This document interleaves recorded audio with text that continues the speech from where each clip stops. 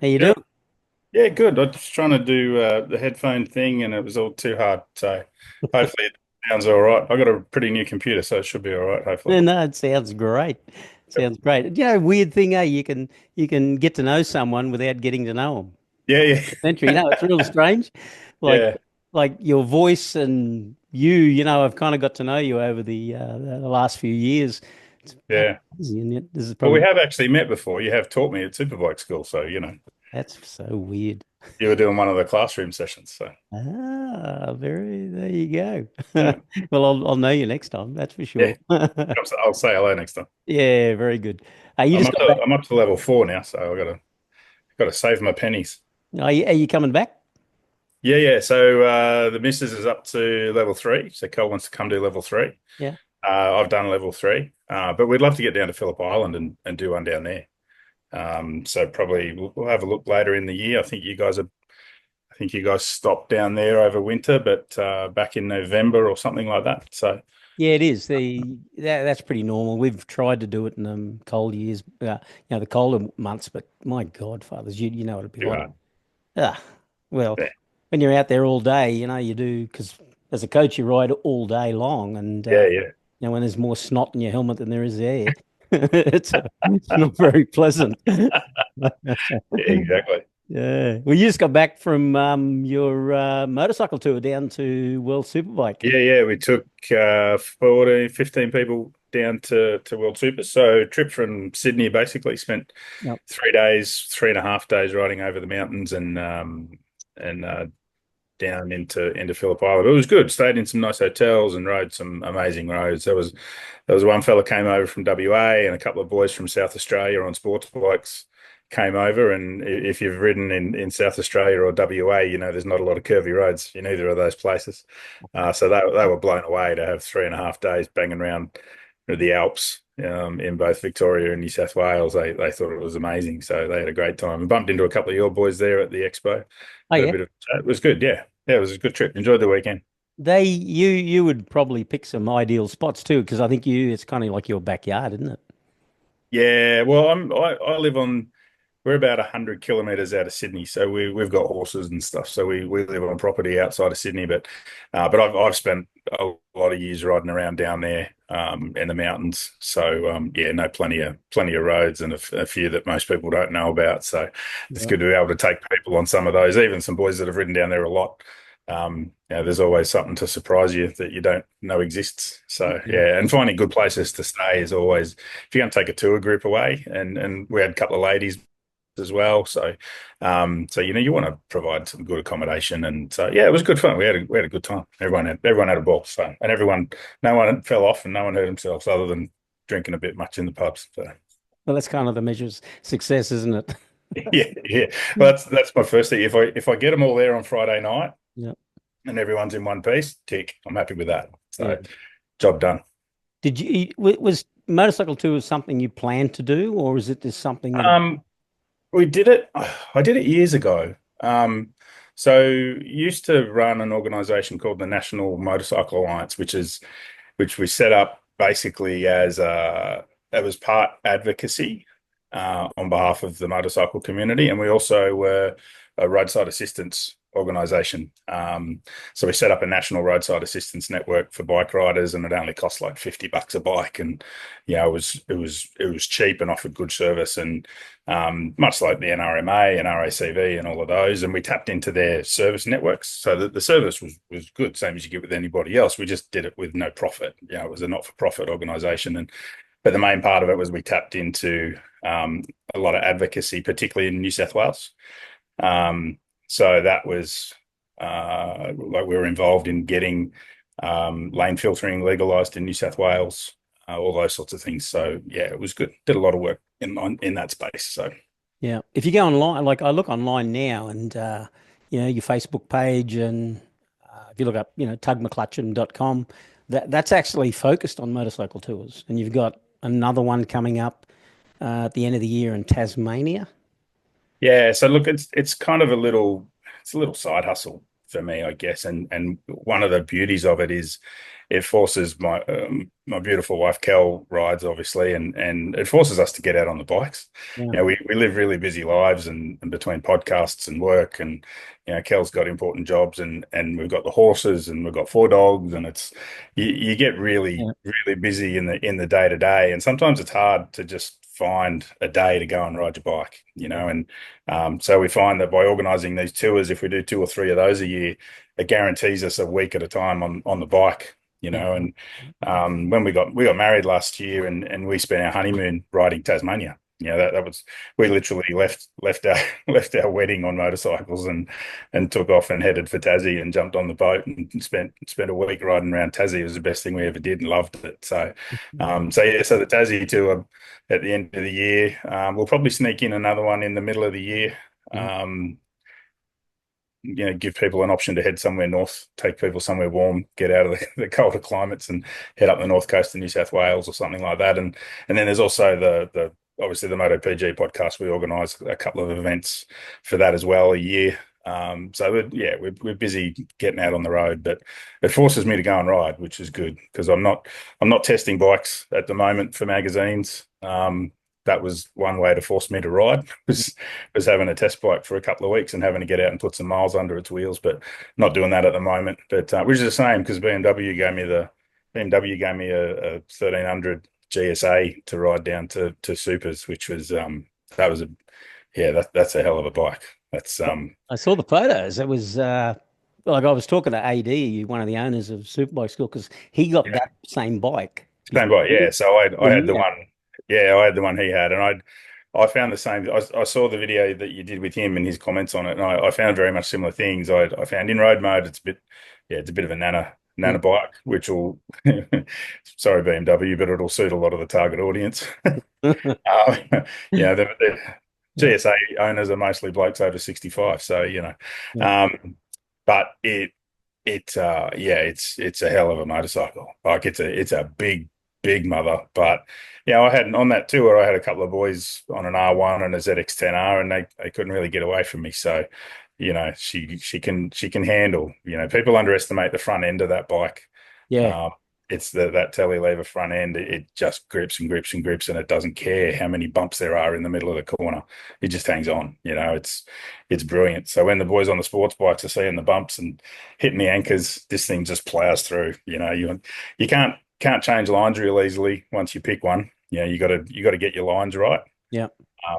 You make sure your entry speed's right. But if you get that right, get your entry line and your entry speed, and pick your apex, the thing's quick. It's even with the sort of, it had Michelin Anarchy tires on it, so they weren't sports tires by any stretch, but they hang on good enough. And the automatic gearbox is something that at first I was a bit taken aback by it, but once you figure it out, it blows your mind. It's good. It's really good. It's one thing I've never experienced. I've experienced I think Honda have the e-clutch, and I really liked it once I worked it out as well. But the auto, I remember when the autos came out. I think a Husqvarna came out with an auto or something, like way back in the 80s or 70s or something. Yeah, I never read that. I've ridden a couple of different Hondas. So I've ridden the Africa Twin with the DCT, the dual clutch version that they do. I've ridden a couple of other people's attempts at autos. This is the best by far. It's because it's not a DCT. It's a normal motorcycle with a normal gearbox and a normal clutch. But the way it works, it actually has I think they're hydraulic servos in it that actually operate the clutch, engage and disengage the clutch. And the same with the gears. So you've still got your gear lever as per normal, but the bike can actuate the gears by itself as well. So you can use it in manual mode, and it's just like an up-down quick shifter, except it manages the clutch for you when you stop. But you want to take off hard, you just take off hard. She goes. Like there's no sort of slipping of the clutch when you take off. It just goes. It takes off. And the fueling down low is brilliant because it needs to be. We came across a bunch of cattle at one stage, cattle grazing on the road. Took us about 2 kilometers of walking pace riding to pick our way through these cattle, because there's mums and calves, and if they get separated, they go crazy. And so we were, and I had one of the boys on the R1 behind me, and I can hear him Normally on a bike walking pace, you're revving it a bit hard and you're slipping the clutch and you're modulating the back brake to try and manage your speed. And I'm just sitting there riding it like it's a scooter. It did it Oh, brilliantly. It's kilo shooter. yeah, and it actually learns how you ride. So when you put it in manual mode and ride it for a couple of days, the computer's learning that, for example, if I've got 70% throttle opening at X angle of lean, because it can measure all of that stuff, it knows at what RPM I change up and down gears. So it'll know that from second to third at this throttle opening, I generally change at this RPM, and then third to fourth and fourth to fifth and whatever. And so it works out how you like to ride when you're up it and when you're relaxing. And then when you put it in auto mode, it starts to replicate what you do. So it's almost like an AI thing. It's really intelligent. It blew me away. Where's Best touring bike in the world. it? As a tourer, I can't sort of comment on its adventure Yeah. prowess because I've always thought those sorts of big bikes are too big. Yeah. If I want to tackle the Simpson, I'm taking a DR650, with with the big tank. I Something think I you can fix by myself, I but think and you're pick on the up. mark. I think you're on the mark there because Yeah. still, riding in the sand on those things, it doesn't matter how good you are. It's going to be a huge handful. Yeah, they're hard work. They're hard work, and I took some detours down the snowies and went off some dirt trails just for a few kilometers just to see what it was like, and it is hard work. It's not like riding a dirt bike. So, Yeah. but yeah, for what they're 99% of their owners will never see a dirt road. They're big touring bikes, and the great thing about having it, I hate stopping for fuel. I have an aversion to service stations, and this thing's got like a best part of 500 kilometer fuel range. So I loved it. And, we were having to stop pretty regularly. Like when you run a tour like that, you've got 15 different people with 15 different bikes, everything from R1s to Harleys. You got to manage your fuel stops so that no one's running out. And we have a Yeah. sport vehicle that carries some extra fuel in case I get it wrong. But so you're generally stopping every 150 Ks to fuel up the sports bikes. And most of the time we're stopping, I don't need to stop. I just park up on the side of the servo and wait for them all to finish, and off we go again. So yeah, it's a hell of a motorcycle, but it's also 40 grand. Yeah. Yeah. I don't No, know. well, you get I don't to know. pay for. Well, that's the thing. If you got the money, go your hardest. The Well, only like I tell everyone, if I only had one bike, it would be the GS. I got the 2016 model 1200. Man, Yep. that thing, that front end, we did brake testing, did a braking thing for the YouTube channel, and we compared the bikes we've got, including the double R. And the double R I got is a real high end bike with super bike Yeah, yeah, gear all over it. yeah. And this thing consistently, because he ran 5 breakings from 100 kilometers an hour to zero and measured the distance, and the GS outbroke the double R every time by somewhere between 5 and 8 meters. Wow, that's amazing, isn't it? Yeah, because of that front end and the ability Front to be end. able to keep 2 wheels on the ground.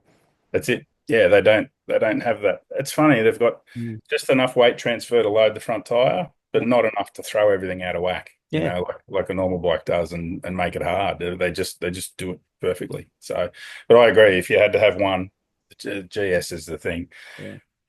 So if you can afford a GS, buy a second-hand one. Well, listen, I definitely wanted to ask you about MotoPG, but before we do that, I'm interested in finding out what got you into motorbikes. I mean, when you go through and you look up Tug McClutchin and you look at the different sites you've got and the articles you've written and that you've been around for quite a while and your knowledge is as Yeah, look, I got into it when I was a kid, like most of us, and then when I was 19, I think I was lucky enough to score a job with Revs Motorcycle News. oh yeah, And so I got to work in that publishing house for a few years where there was, um, got to work with guys like Jeff Seddon that ran Street Bike and yep, the guys on Two Wheels. And all those magazines were in the same publishing house. So we all kind of worked together to a degree. And then, but that was kind of, Revs was that big magazine. It was a real big one.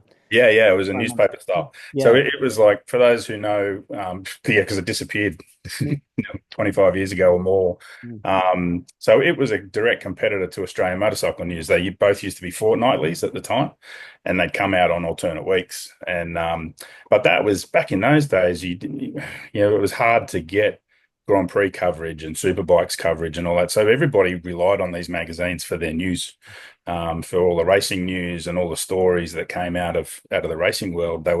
Magazines were huge for that. But I think over time, I mean, magazines are dying. Nobody really buys the magazines anymore. They all struggle. mm, Because information is so immediate now on the internet. You want to see someone's opinion on a road test of a motorcycle. There's a million of them on YouTube. Most of them by people who can't ride out of sight on a dark night. But it's yeah, it yeah, is what it is. So, and then from there, I've worked in administration of the sport, and obviously the advocacy stuff, working with government on rider safety, and used to push them all the time on advanced rider training and funding that for people, and never got anywhere with that one. That's one thing governments won't do, is mm, fund advanced training. But yeah, so yeah, been around for a long time in various roles, writing stories for magazines, and obviously use the pen name because I don't really want to. yeah, I like to be able to be incognito when it suits me. agree. So hence the Tug McClutchin name. The Tug McClutchin name's been around a long time too.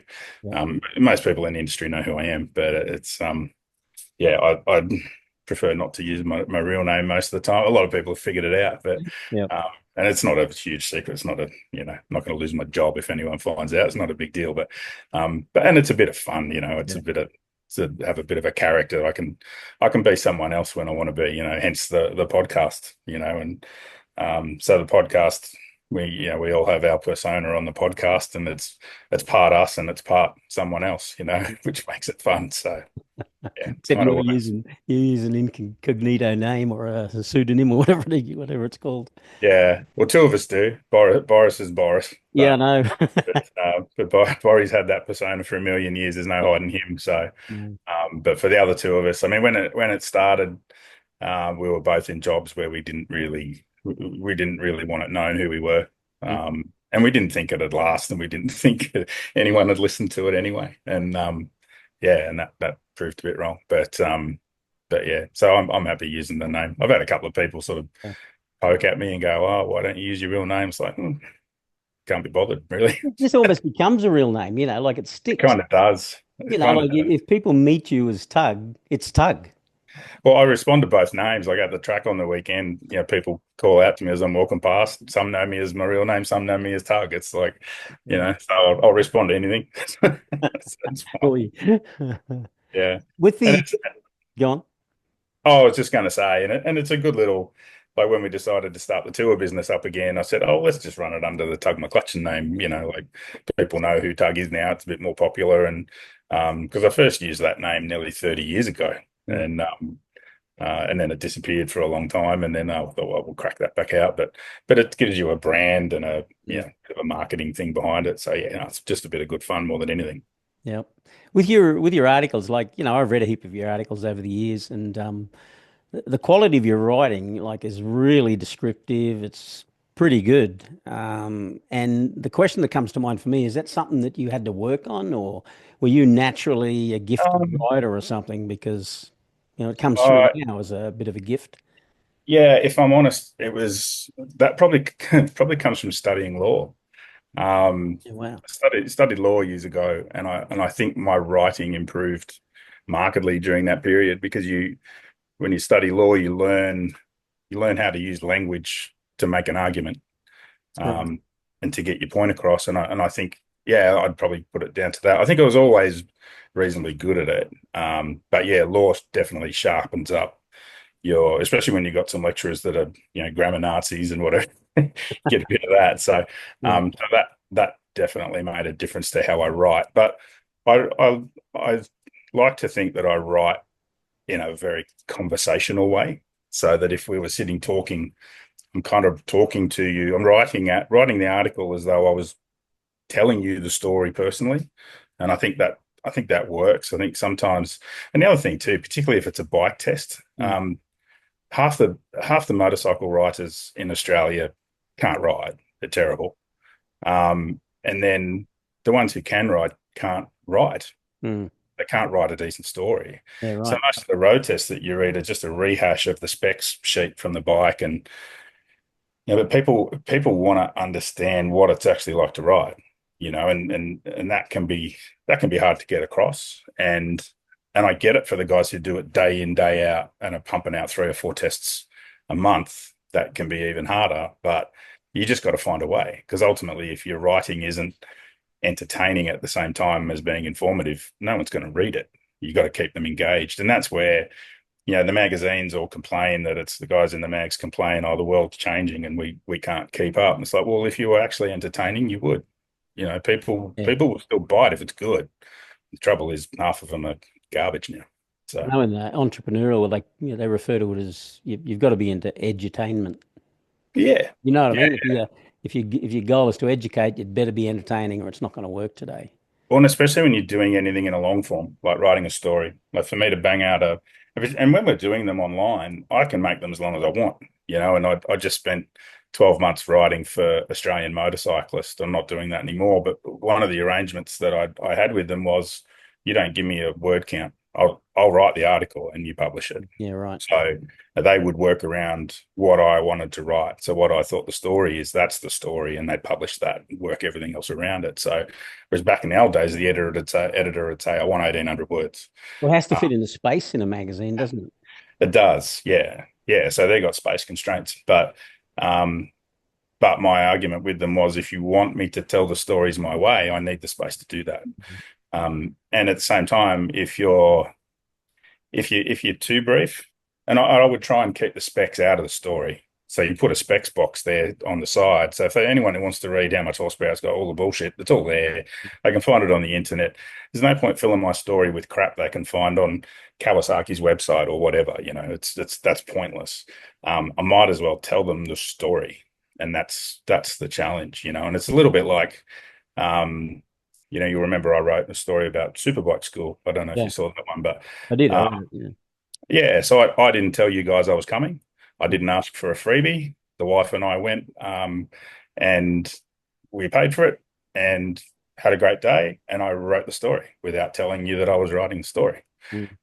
That's how I like to work. Whereas other writers would come to you and say, hey, I want to do a review of Superbike School. Can I get a free day? And then they're obviously going to write something positive. I Right. want to have it up my sleeve that if I want to say something negative, I can. Well, they're You know, biased straight away. I mean, if it's a freebie, even unconsciously, there's an obligation in some way there. It absolutely. has to affect Yeah. And the reader knows that. them. So the reader knows what's going on. So you lose credibility straight up. And the manufacturers, when they give me bikes to test, the manufacturers have always known that I'm not going to blow smoke up their ass. There's a couple of manufacturers who won't give me bikes because they know what I'm going to say. You'll be honest. Well, and I may well have written stories about their bikes in the past that they weren't happy about, so they won't give them to me anymore. So, and that's okay. Yeah. You don't want publicity from me. That's cool. Yeah, and you can probably guess who they are. So it's a little bit like last year, CF Moto gave me that 800 MT they've got, and we went and thrashed that through the mountains for a few days. For a company bringing in Chinese motorcycles, Mm. giving them to me and to Boris, that's a big call. Yeah, You risky, yeah. you got to have a lot of confidence in your bikes to give them to two guys like us, because the other magazines might say, yeah, they're really good, might have one or two little issues. If the thing's got problems, we're going to bag it. I'm going to tell people, don't buy this thing. It's not worth it. And then in the end, I'm actually talking to CF Moto. I'm thinking of buying the bike that I actually tested, Wow. because that one's coming off the press fleet now, and it's ready to be sold. And I'm like, you know what? For the right price, that was a good bit of kit. So yeah, but your readers or your listeners, they have to believe that what you say is real, not that you've been coerced into saying it, or you're only saying it because you want to say good things so that the manufacturers will continue to give you bikes. Yeah. I'm in the fortunate position. I don't need to test bikes for a living. It's just a bit of a hobby for me, bit of a side hustle. And if manufacturers decide they don't want to give them to me because I don't say nice things, so be it. No skin off my nose. But I'm not going to damage my reputation by saying good things about a bike that doesn't deserve it. So I've heard your reviews of those things, and you balance it with, the pros and cons. It's not like you just mhm. shit can something. You'll generally talk about something that you liked about it, or, if there's a positive feature, you'll bring that up, and I think Yeah, that's part of the credibility of the whole thing. yeah, it has to be there. I don't think anyone's made a perfect motorcycle. No. It's hard to find a bad one now. I've got to give you that. Like, go back to the late 80s, early 90s, there's some shit house motorbikes around. There's some amazing ones too, but there was some shit ones. Yeah. And the magazines in those days used to point it out. If there was a problem with a bike, they point it out. Like, I remember when the Fireblade first came out, the very first Fireblade, the magazine I worked for got in trouble because we made some noise about it being unstable at very high speed. And Honda got the shits and cancelled ads and all of that stuff. But the editor stood by it and said, no, that's what our testers found. Mm. Even other magazines piled onto us because they didn't find the same problem. And our response was, well, clearly you didn't ride it at 250 kilometers an hour like we did. We got to test it the way the owners are going to test it. And then the next model, you might remember, the next model Fireblade came out, and in the front of the fairing, just near the headlights, next to the headlights in front of the handlebars, there was a bunch of holes I drilled do. into. I do recall that one. Yeah, all of a sudden the aerodynamic issue was fixed. So So, that was that right? That wasn't an aesthetic thing. That was about but aerodynamics. Revs was the only magazine in the world that pointed out that the Honda was unstable at speeds over 240 or something. I can't remember what it was now, but and Honda refused to acknowledge they had an issue, but all of a sudden Fixed they it got anyway. fixed it on the next model. They went away and listened and did their homework. So it does work, but you've got to have the courage to do it. Yeah. Yeah. That said, Um, you're not going to find those problems now. sure, but I mean, you're catering to the audience. The audience wants honesty. They don't want, bullshit Yeah, opinion. I think people see through the bullshit today, and I always talk about it at the school, and other writers I talk to. Everyone's got an opinion, and most of it's kind of correct, but you got to understand the context in which they're forming their opinion. Like if it doesn't wobble, okay, well, what speed did you go? Which is what you said then. You yeah, yeah, drive it at the same speed, and it's yeah. like, everyone's opinion is probably right, but you obviously stressing it in different, a more extreme context. Yeah, and you've also got to take into account that you've got, you can talk about, for example, comfort on a motorcycle. Yeah. So you know, I rode the latest Panigale and I wasn't comfortable, but Mm. I'm 6 foot tall and I'm a big lad. You put someone on there who's 5'9" and 75 kilo, they'll probably go, no problem, it's fine. So you also got to write your reviews and be aware of some things are just subjective, particularly to you, like the visuals of the bike. If you don't like how it looks, that's you. Mm. That's someone else is going to look at it and love it.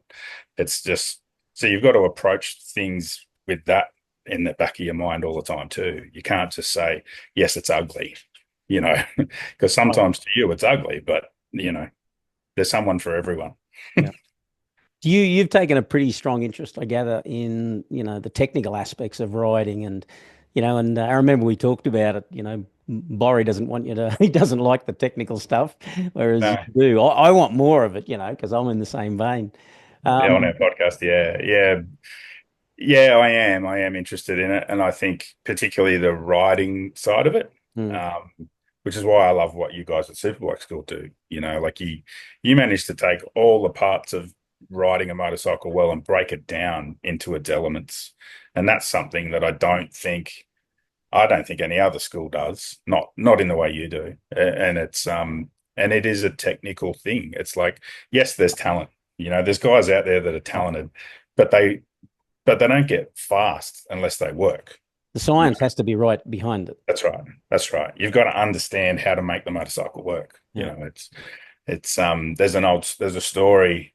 I don't know how much of it's true, but about when Casey Stoner first went to Honda, when he left Ducati and went to Honda, and they get to Valencia the last round of the year, and then 2 days later they do their first test, and everybody changes teams to their new team for the next year, and Casey goes to Honda, and for the first hour or so the bike's not on track, and Mr. Honda wants to know why the bike's not on track, and Casey was refusing to go out until they turned the traction control off. And the engineers are like, you can't ride it without traction control. That's crazy. But Casey's attitude was, I need to understand how this motorcycle develops its grip and how to help it do that. And if I can find out how to make the motorcycle grip the best way that it can, then when we start to turn the TC on, we can go even faster. Um, like I said, I don't know how much of that's true, but it makes perfect sense. And Casey was a dirt tracker. I've seen lots of kids come up through dirt Yeah. track and ridden a little bit myself, and it's you use your feet constantly. You steer a bike in dirt track with your feet. You don't use your hands as much as you use your feet, and that translates to those big bikes too, or any bike. And that's the thing that people underestimate is all the different parts of your body are important when you're riding a motorcycle. It's not just sit on your bum and move your hands. And your feet aren't just there to operate the brake and the gear lever. They do other stuff. And so yeah, the technical side of riding's always interested me, and the technical side of bikes. And I'm not a technician or an engineer by any stretch, but I just find it fascinating. Like I still remember Honda bringing out that oval piston NR 750, that Oh, red yeah. thing they brought out. It was a dismal failure, Mm. but they had the balls to do it. They had the balls to try something different. It's stuff like that always amazes me. And you watch MotoGP these days, you just scratch your head. Those things are just like nuclear reactors on wheels. They're just crazy. So Yeah, it's innovative too. It's just this next level, some of that stuff. I was talking to, you kind of brought it up, prompted this thought when you mentioned Casey Stoner and the traction control. I was talking to Mike Jones, and he's ridden MotoPGs, MotoGP bike. sorry. It's like stuck in my head.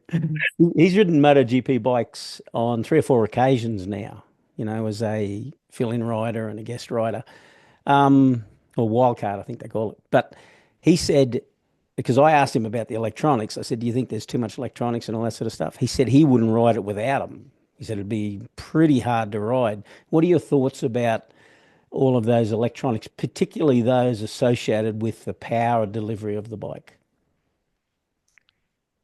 Look, I think I love all of that stuff when it translates into our road bikes.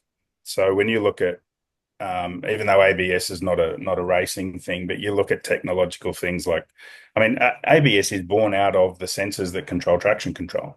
Right. It's all the same kind of systems, but traction control, not so much the aero. I wish they'd get rid of the aero. I don't. It doesn't add anything to road bikes. We can't ride at the sort of speeds where it's ever going to make a difference to us in any great way. And I think it confuses the sport and makes the sport more expensive. And it's a barrier to entry for other manufacturers to come into the sport because it adds more cost. So I think I'd be happy for them to get rid of the aero. They're going to start reducing it in 27, but not by enough as far as I'm concerned. But anything that helps races and can translate into increased safety or increased performance for road riders, I'm fully in favor of. I think Mm. traction control, we wouldn't have traction control if it wasn't for racing, or we wouldn't have it at the level that it's at. The progression in traction control technology came from racing. Mm.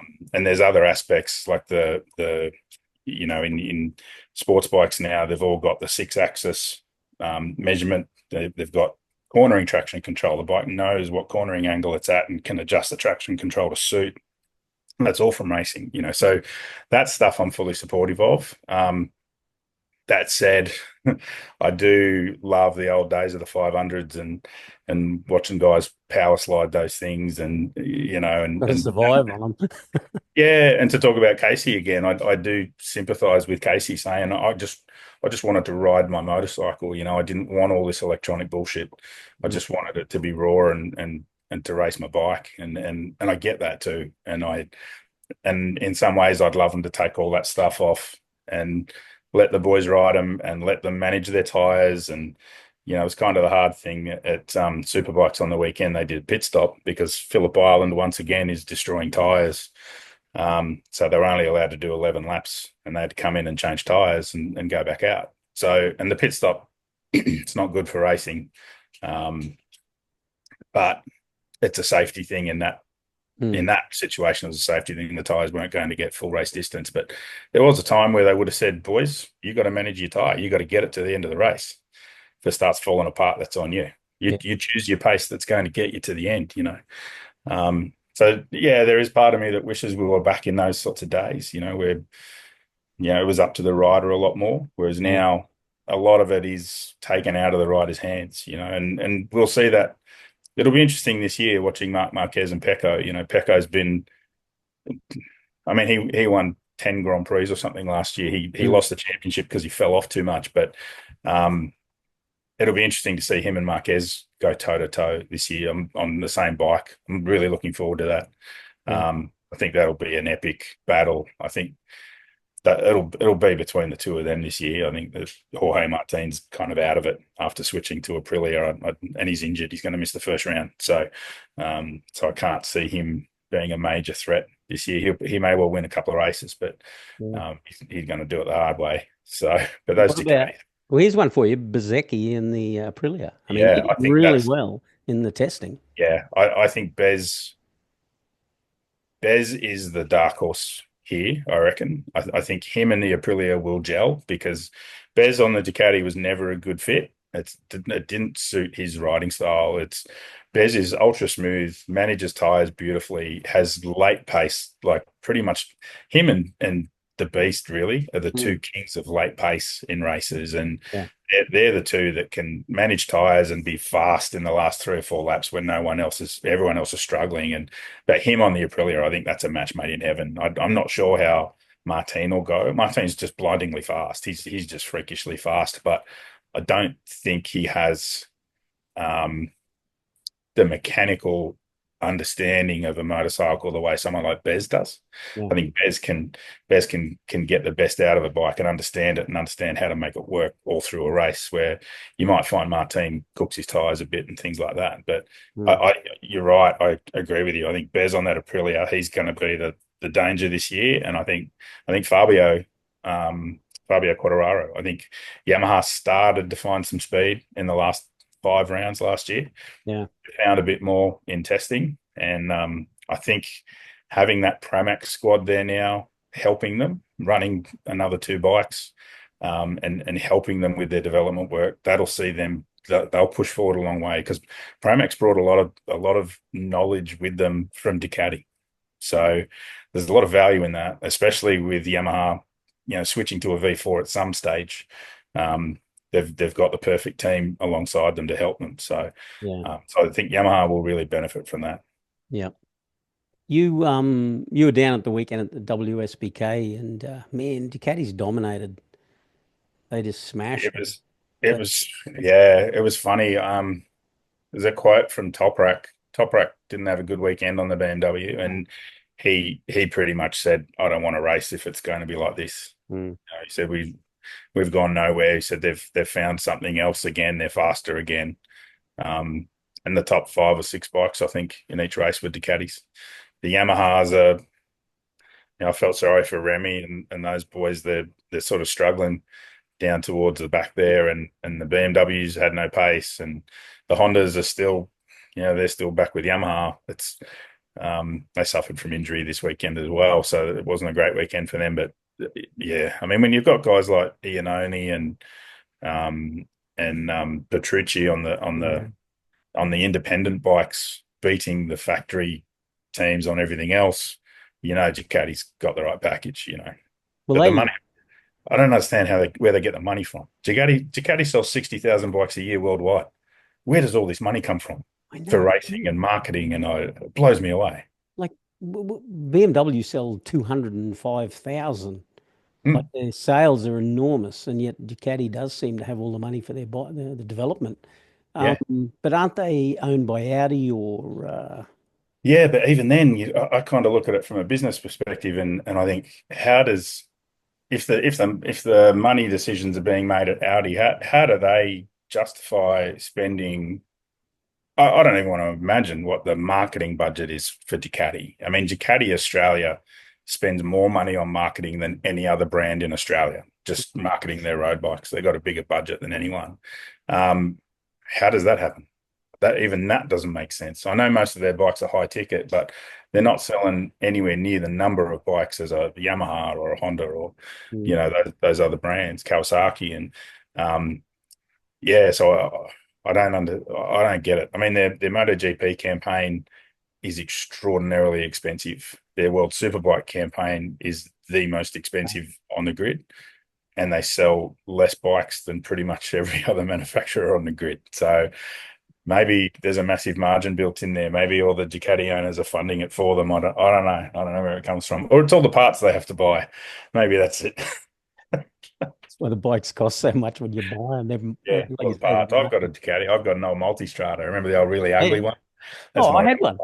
I had one. yeah. You mean the one with the round front end that kind of the fairing and the screen Yeah, separate? the screen moved separate. Yeah, I've got the 1100, and I love it. I mean, it's problematic, but Yeah. yeah, I just needed a new starter motor, $3,000. Thanks for coming. It's like, oh, geez, you guys are killing me.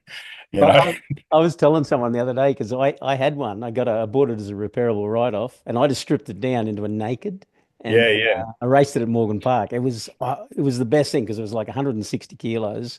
yeah, It only did 210 kilometers an hour, 208 kilometers an hour. But I was telling someone the other day the tuning of the cam belt is done yeah, with sound. yeah, What maniac invents fucking sound tuning like a yeah, guitar string? I mean, that's got to be the freakiest thing I've ever heard. yeah. Like a tuning, you need a tuning fork to do your cam timing. Yeah. I did had actually had a look this morning at trying to find out, well, what is the difference? Because, there was a period of time in WSBK where they were imposing rev limits on bikes, and if they win, and I remember Kawasaki had rev limits imposed on them. Well, in the one thing that they've changed in 2025 is there's no rev limits anymore. There's only fuel flow limits. Yeah, which in theory should limit your revs. You Um, would think doesn't it doesn't seem to. doesn't necessarily work that way. It's usually you think, fuel and oxygen equals horsepower.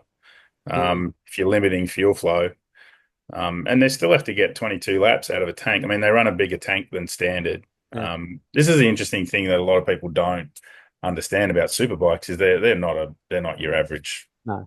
bike off the street. You only have to be at the track and watch the Australian spec superbikes go around, and then watch the world superbikes come out afterwards, and you just go, "Holy shit, Mm.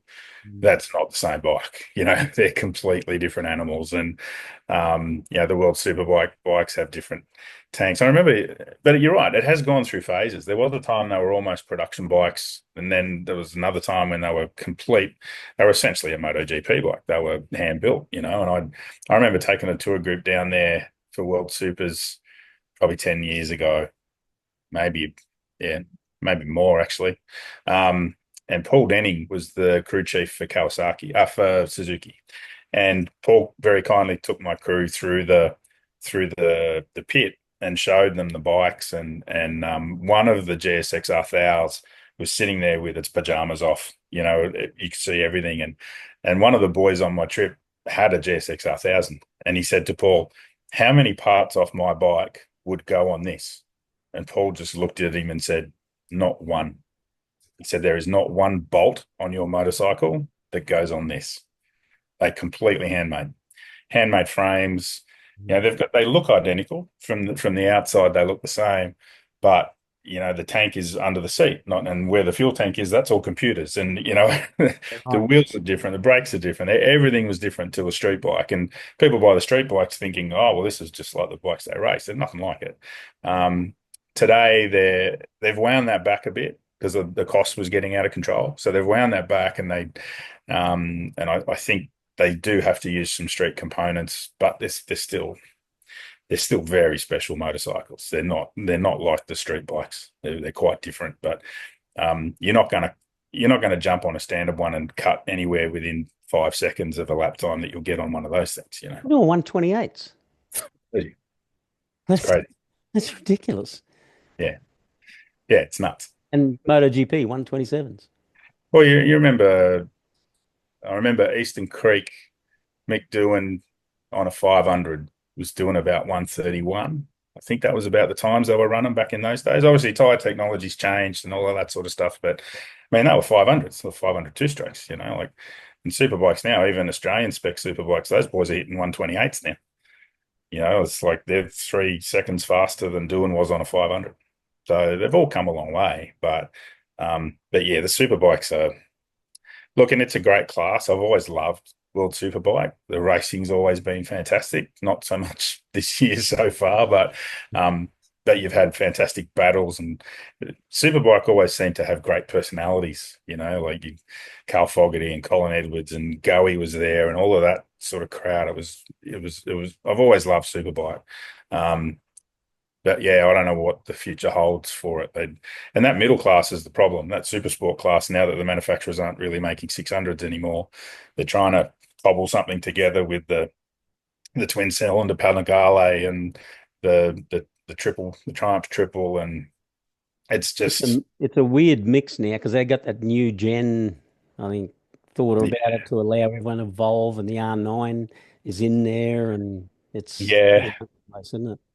yeah, and I feel sorry for the manufacturers still banging away with 600s because they've been supporting that class for years and stayed in it when everyone else started dropping out, and now all of a sudden they're getting left behind. So yeah, I don't know. That middle class is an issue for them now. I don't know what they're going to do with that. And I've never been a fan of Super Sport 300, the 300 class, racing those little R3s and stuff like that. They're just not race bikes. They're production bikes. Like if you, I only went through the Motorcycling Australia rules today. They're classified as a production bike.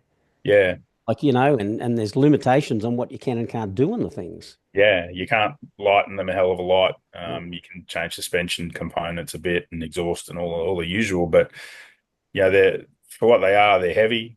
It's a competitive class. It's a really tight class. I'd rather see those, and particularly the kids. When you got the kids out there on those 300s, I'd rather see them on something, even if it was a single manufacturer thing, but a purpose-built race bike that was done cheaply, that was, very limited in its technology, but you could put one on the track for 30 grand because they're spending 30 grand on these little R3s and stuff like that. By the time they buy one and build it up, they're spending 30, 35, 40, um, just Red get Bull, something, Red Bull Rookie Cup type bikes. This is that kind of thing.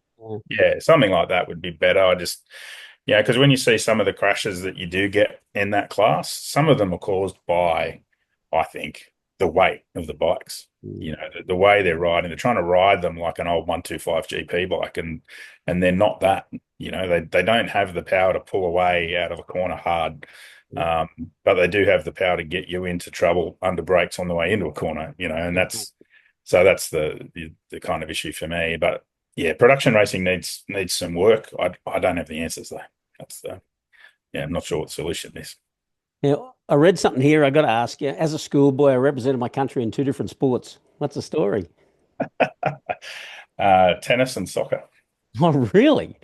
Yeah, yeah. So I played McDonald's Cup tennis as a teenager, and played against Todd Woodbridge and Jason Stoltenberg and all those guys, Darren Cahill back in the day.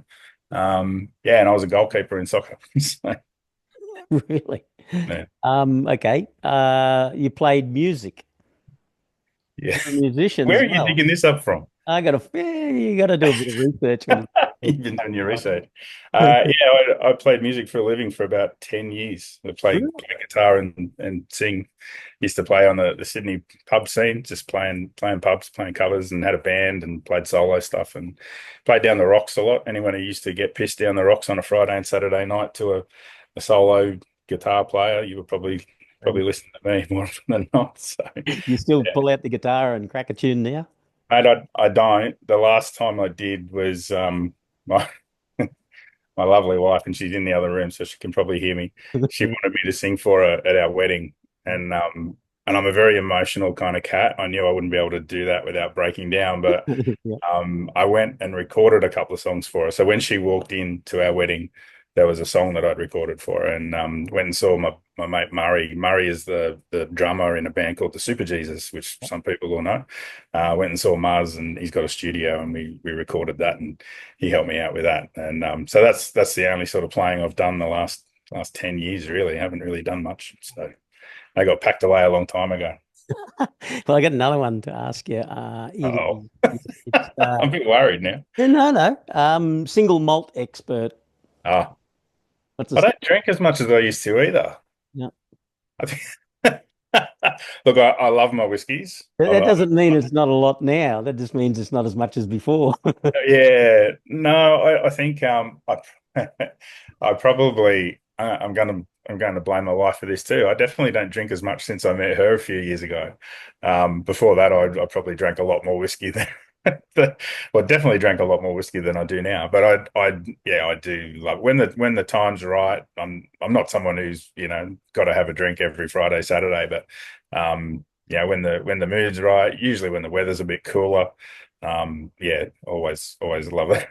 Love a bit of whiskey, but got a couple of nice ones up there. I've got a really nice one up there that I'm hanging on to. It's called Sheen, Shene or double E N E. I can't remember how they spell it, but and it's a little distillery that was started in Tasmania about 10 years ago, 11 years ago by this guy and his wife, and they bought this beautiful old convict built house um and they built a distillery there and made some of the most beautiful things. And then it got bought by Lark, the big Tasmanian distiller. So we'll never see it again. So I've got a bottle up there it's half a bottle, and it's like every time I think, oh, I want to have that one because it's my favorite out of all of them. I've got really nice Japanese ones and a few others. But yeah, I want to drink it, but then I don't want to drink it because That's it. Is the last one. yeah. Every sip is one of the last ones I'll ever have. So yeah.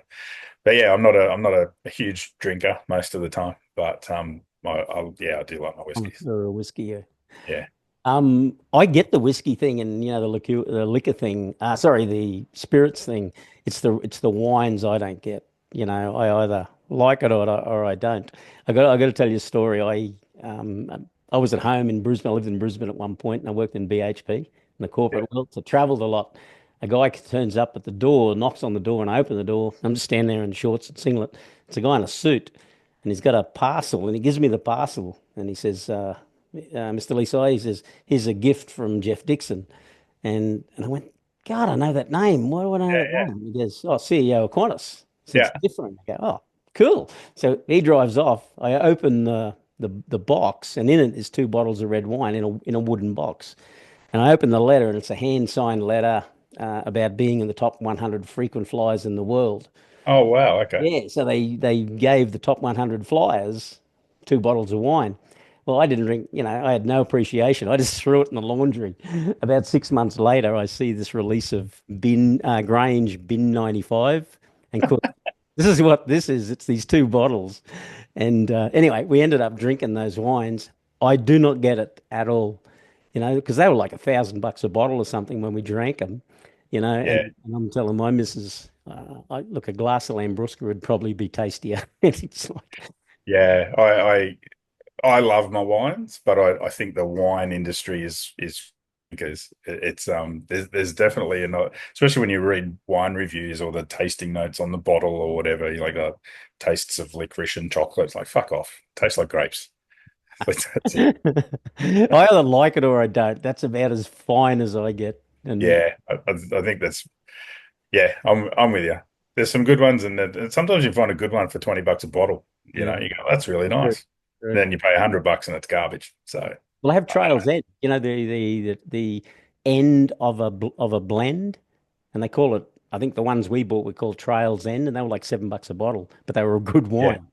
Uh, yeah. No, uh, if you like it, that's good. That simple. yeah. One last question. You've described yourself once as a frustrated human, fascinated with culture and politics and all this sort of stuff. Yeah. And I read down further. This is actually on your Substack.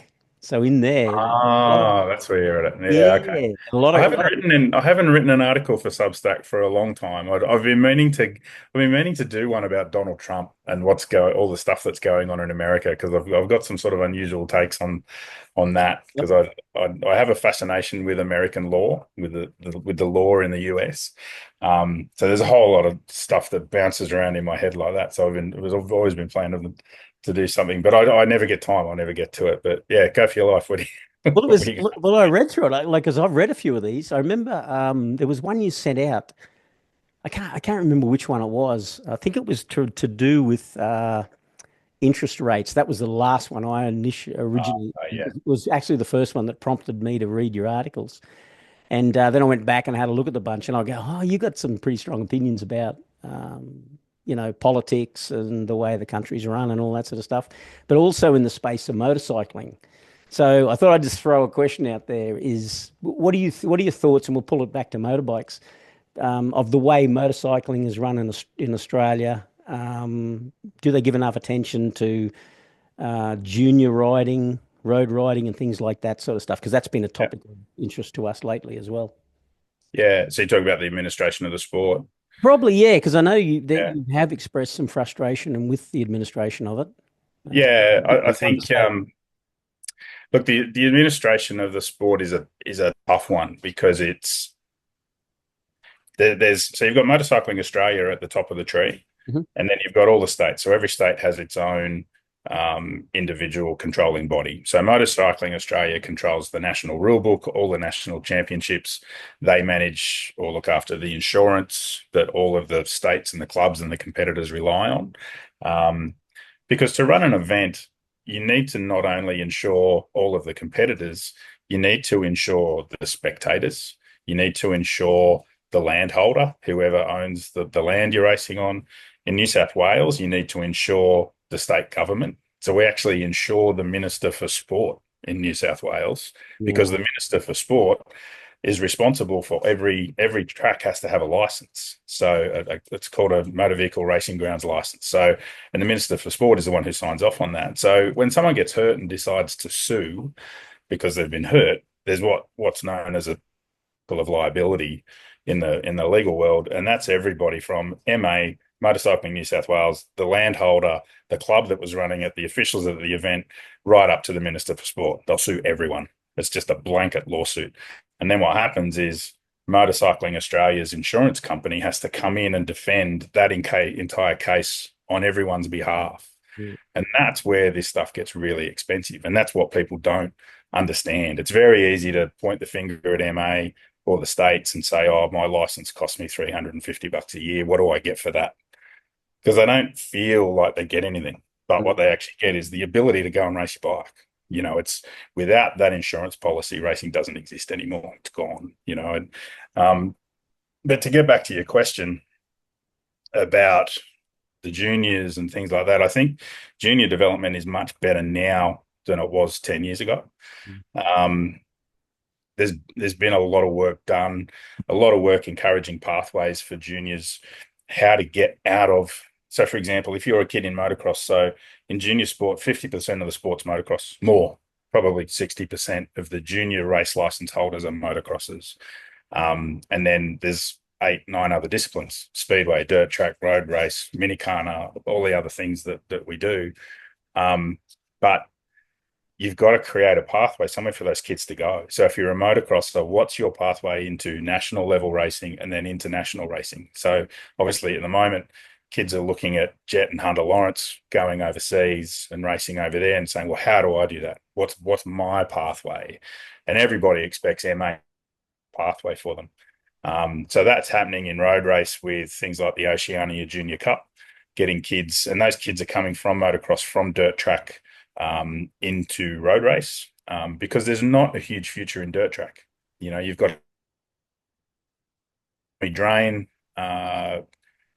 great kid, Tommy. I think he's only just turned 17, 18. He's only that sort of age. He's been competing in America for 2 years now, on 19-inch wheels. Whereas here in flat track, the kids are racing on motocross bikes with a 21-inch front, an Mm. 18-inch rear with a trials tire.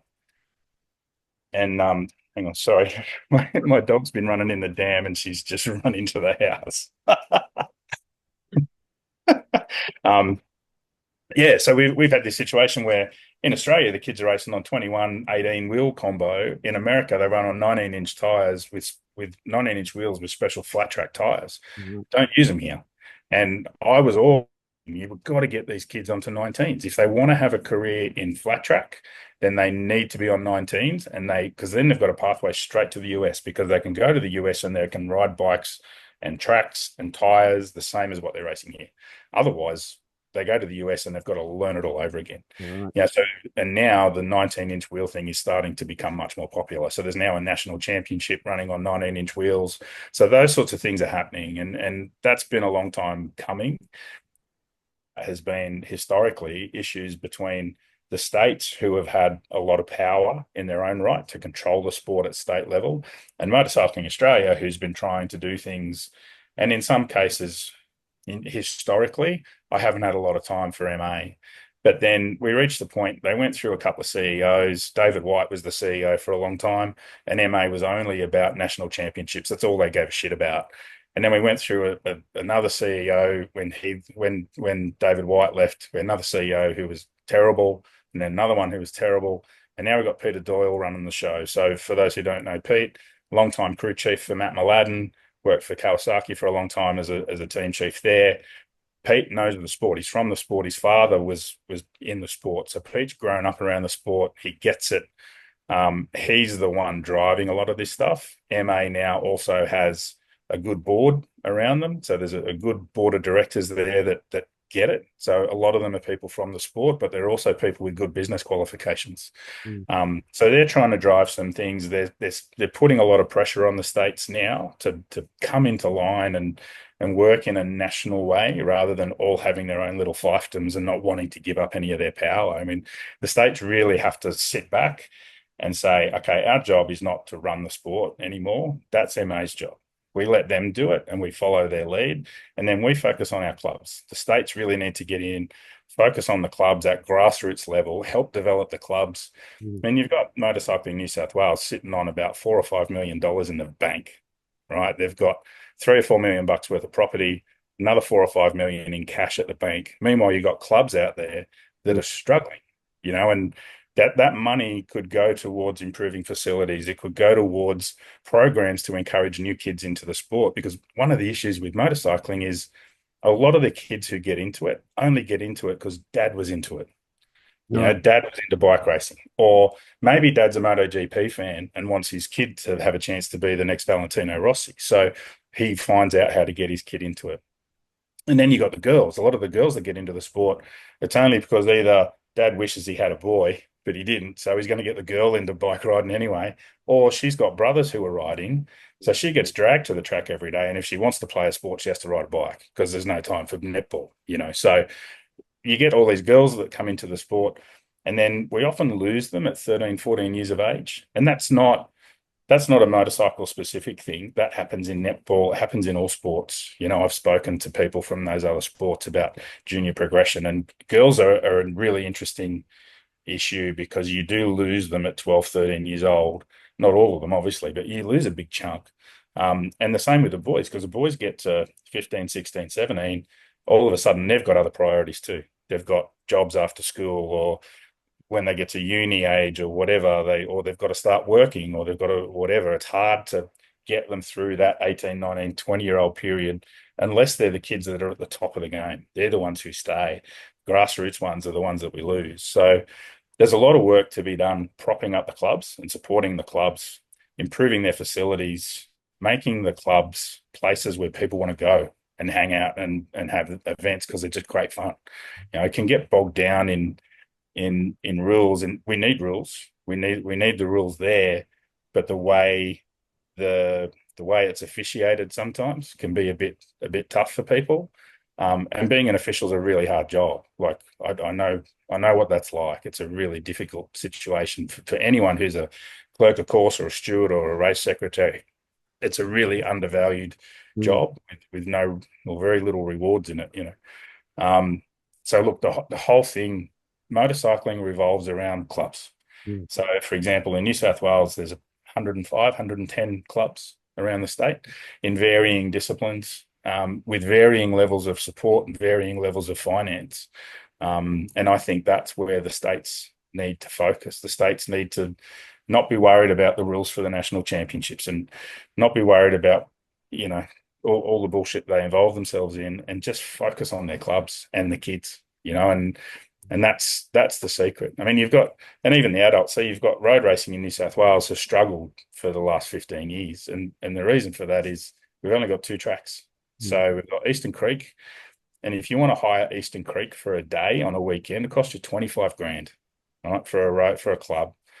Then you got to pay for medical. Then you got to pay for track marshals. Then you got to buy food for the marshals. You got to all of this stuff. It makes racing really, really expensive, and So for the post-classic guys to put on a race meeting, if they get 150 competitors, that's 150 people who have to pay for $30,000 plus in track hire, plus all the other costs of running an event. Then you got your tires and your fuel and maintaining your bikes and all of that sort of stuff. And it gets really, really expensive for those clubs. And maybe the controlling bodies need to look at that and say, well, Yeah. motocross club, yes, they've got to maintain their facility.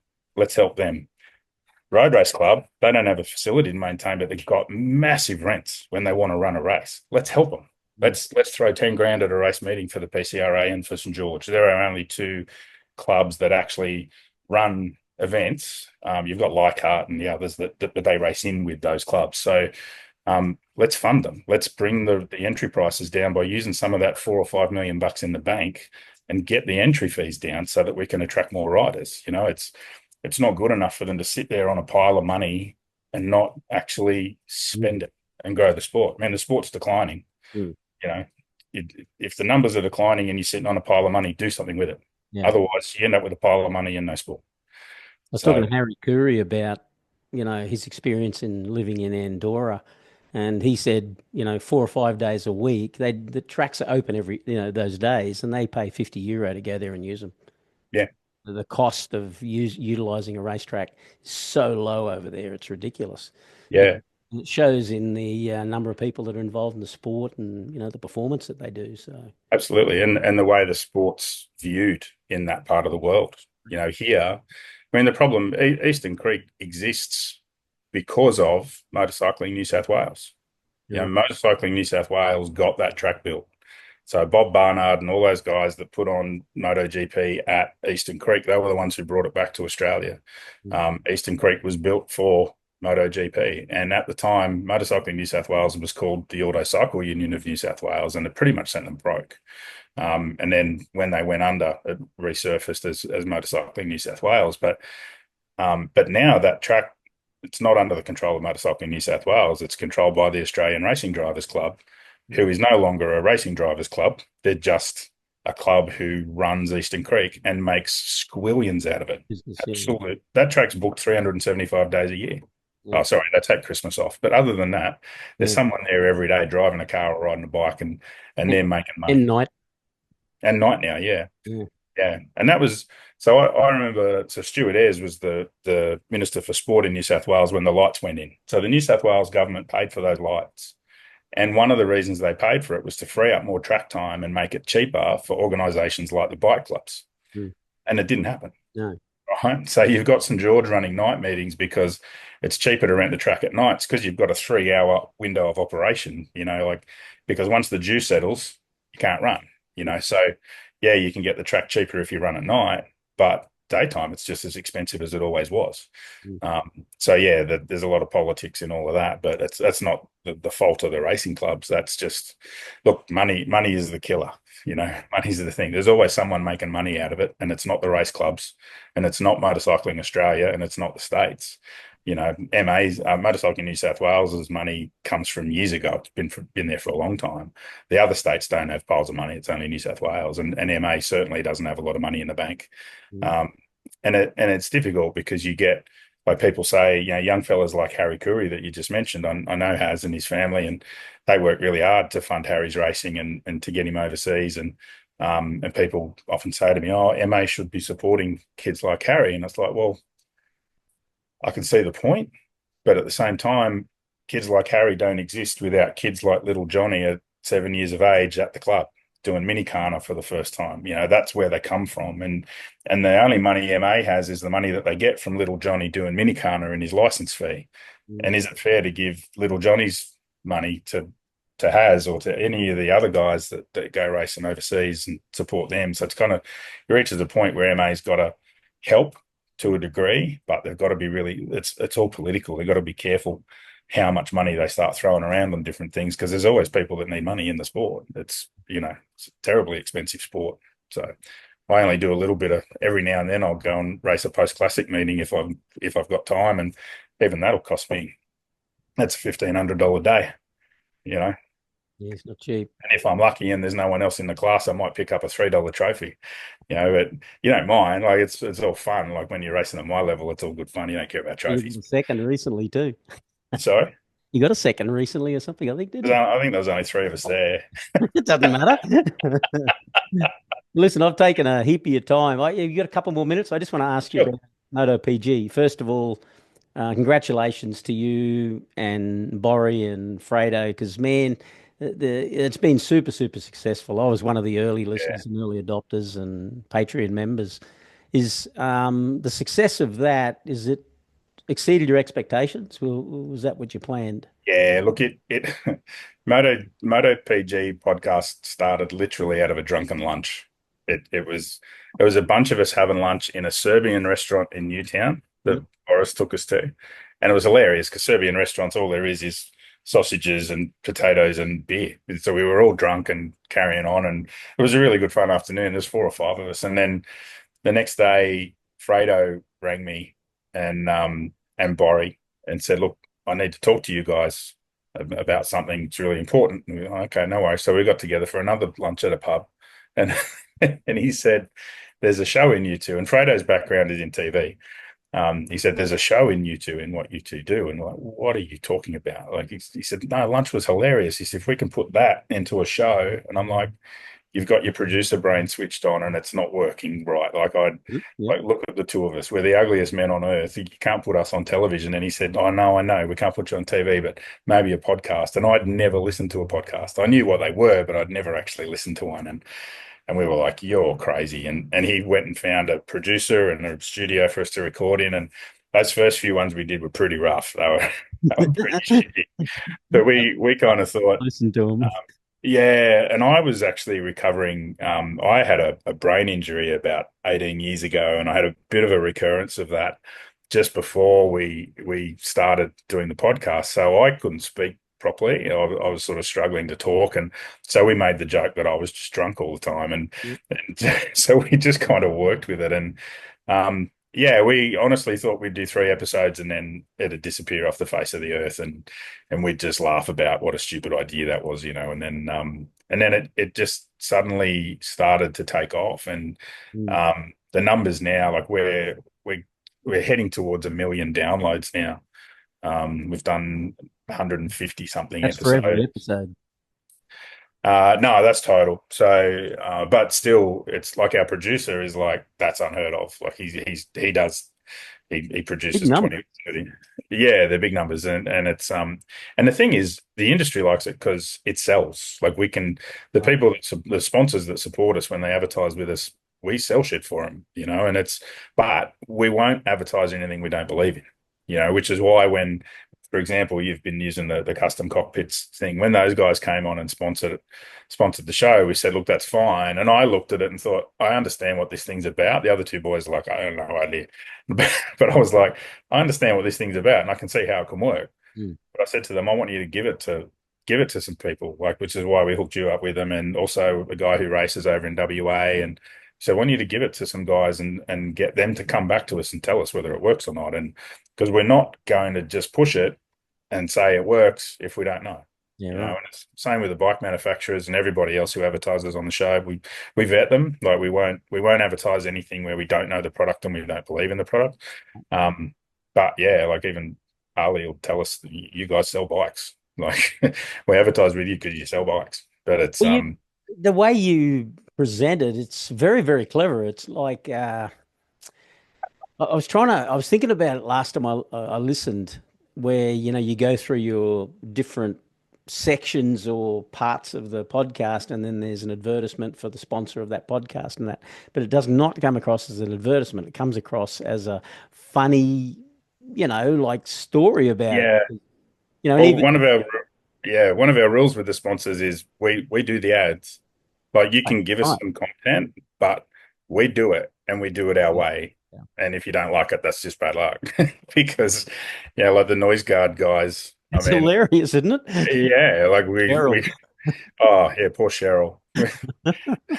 We do it in Cheryl's voice, and Yeah, Cheryl's one of our wonderful listeners in the UK, but occasionally I pretend to be Cheryl. And anyway, it's all a laugh. But we're lucky. We've got sponsors who get what we are and what we do, and they appreciate it. And surprisingly, even Dorna seems quite happy about it. We always thought that at some point we'd get a letter from Dorna saying, "Stop it, or we'll take your houses." You can't make money out of our sport this way. And but I think from Dorna's perspective, I think they're happy we do what we do because we talk to the market for them in a way that they can't. They know motorcycle fans are. We swear, we make bad jokes, we have a laugh. It's all good fun. We'll poke fun at people and whatever. And Dorna gets that, but they can't do it in their corporate marketing. No. They have to be pretty straight up and down. And whereas for them to have podcasts like us out there talking to another market that they can't reach with their marketing spend and bringing them into the sport, I think it's great for the sport. So, and I mean, we do cross a few lines, which is why we call ourselves MotoPG. Which probably should have called ourselves Moto R, probably. I saw the PG like parental guidance was I thought that's very, very appropriate, but Yeah. that was the background of the PG, wasn't it? Yeah, yeah, absolutely. Well, that came out of so that very first meeting we had. Well, what are we going to call this thing? And we're like, oh, can't call it Moto anything to do with Moto GP because we'll get sued.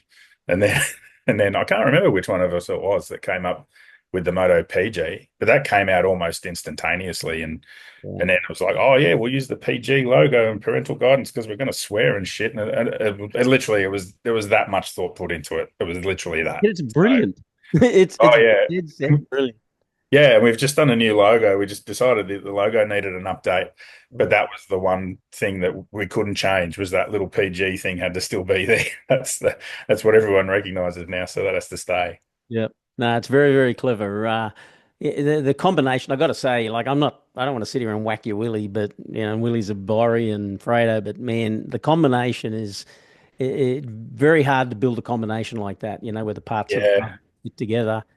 it's And funny because there's been times where we've had to do it with only two of us yeah, because someone's away or someone's not well or whatever, and it's really hard. yeah, It's so much harder, and it's probably the same for you when you sit and do one on your own, talking about a product or a bike or a riding skill or something.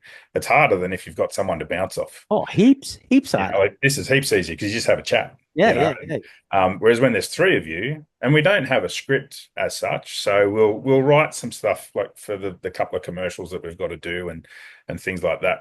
But other than that, it's pretty much just talking points. We'll just write a list of things, and we'll all come to the show with our own stuff. We don't have a meeting beforehand or Yeah. anything like that. We literally just turn up with here's our notes. Fredo brings none. Fredo has no notes, so he's got he's got nothing. He just turns up and does it. Boris and I will turn up and I'll have my things the things that I've taken notes of over the course of the race weekend that I want to talk about. But that's pretty much all they are. They're just a point. And then we just get to that point and we just talk about it. We just elaborate on it. And I think if we tried to script it, it wouldn't work. No, and you can't do it. It doesn't. No. You can hear it and see it. If it's scripted. Like, my script for today is basically that piece of blank Yeah, paper.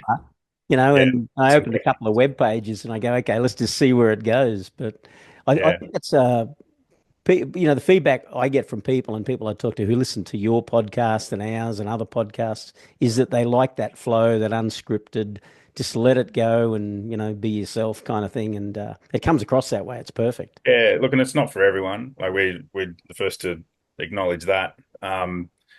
And there's some bawdy jokes in there, and Borry likes to talk about wanking a lot. It's cringeworthy. Sometimes Oh, I cringe. Like I literally so do go, I. oh my God. Particularly Borry. Oh my jeez. Yeah, Borry's a classic. But I mean, I've known Borry for years, and that's like, what you get on the podcast. That's Borry.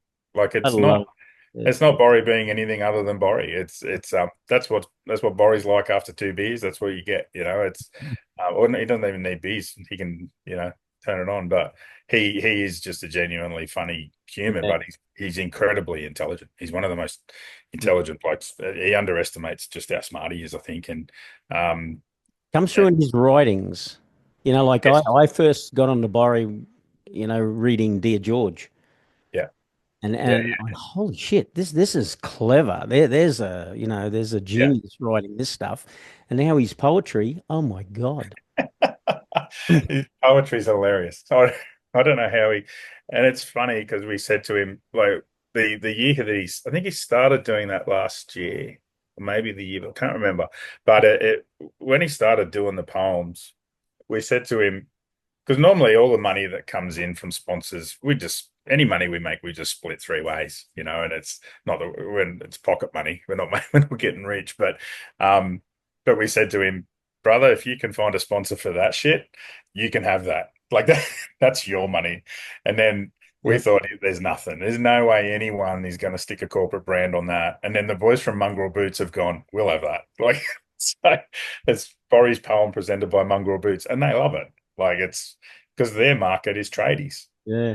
And it's like that's our market, knockabout sort of fellas that, and it's funny, like you jump on Facebook and Facebook's full of people saying, "Oh, you can't say anything these days, you get cancelled," and we're living proof that you can say anything you want. You Yeah. know, you've just got to be prepared to cop the backlash if you get one, and Mm. but for the most part, we've only ever had one complaint. There's literally been one complaint about our show in 160 odd episodes, plus I think there's another 100 or so on Patreon as well. So, but it's never been an issue for us. We've never had an advertiser say, "Oh, boys, you went a bit hard there," or whatever. And it's funny, the thing that probably frightens us the most is the amount of people in the MotoGP paddock that listen to it.